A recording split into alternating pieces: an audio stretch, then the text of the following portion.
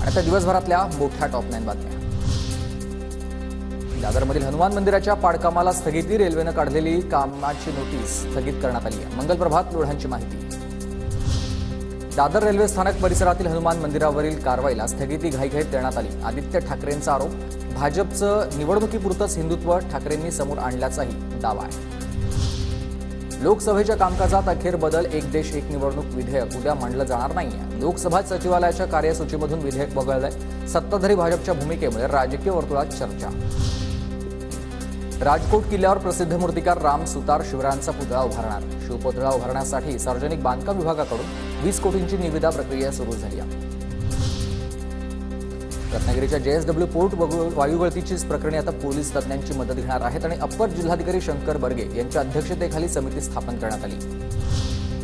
धाराशिवच्या जवळगा गावात पवन चक्कीच्या गुंडांच्या दहशतीचा संतापजनक प्रकार समोर आलाय। काळ्या रंगाच्या 20 गाड्यांमधून 40 ते 50 बाउन्सरकडून दहशत माजवण्याचा प्रयत्न होत आहे। पोलिसांना हाताशी धरून गुंड दहशत निर्माण करत असल्याचा गावकऱ्यांचा आरोप आहे। मुंबई विमानतळ तर नवी मुंबई विमानतळादरम्यान मेट्रो 8 मार्गिका बांधण्यात येणार आहे। 2 विमानतळांमधील अंतर 30 मिनिटांमध्ये पार करता येणार आहे। मुख्यमंत्री फडणवीसांकडून लवकरच निर्णय घेतला जाण्याची शक्यता आहे।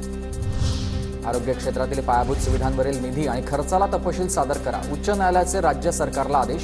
सरकारी रुग्णालयांमधील कर्मचाऱ्यांच्या रिक्त पदांचाही न्यायालयानं तपशील मागितला आहे। बस चालकांकडून होणाऱ्या गंभीर अपघाताच्या पार्श्वभूमीवर एसटी महामंडळाकडून नवीन नियमावली तयार झाली आहे। वाहन चालक आणि वाहकांना दर 6 महिन्यांनी आरोग्य तपासणी आणि मानसिक चाचणी बंधनकारक असेल, तर चालकांना वर्षातून 10 दिवसांच्या प्रशिक्षणाची सक्ती।